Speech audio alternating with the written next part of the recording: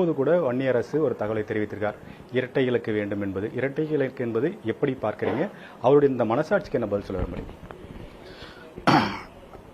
தனிநபர் அவரவர் கருத்தை சொல்லுவது அவரவருக்கான சுதந்திரம். அது அதிகாரபூர்வமான தகவல் ஆகாது. கட்சி தலைமை இறுதியாக ஒரு முடிவெடுத்து அதிகாரபூர்வமாக அறிவிக்கிற போதுதான் அது உறுதிப்படுத்தப்பட்ட ஒரு தகவல். எங்களுக்கு இத்தனை இடங்கள் வேண்டும், நாங்கள் இத்தனை இடங்களில் போட்டியிட விரும்புகிறோம் என்று கட்சியில் ஒருவர் கருத்து சொல்வது அவருடைய விருப்பம். அது கட்சி தலைமைக்கு அவர்கள் சொல்லுகிற ஒரு கருத்தாகத்தான் நான் பார்க்கிறேனே தவிர திமுகவுக்கு சொல்லுகிற கருத்தாக நான் பார்க்கவில்லை.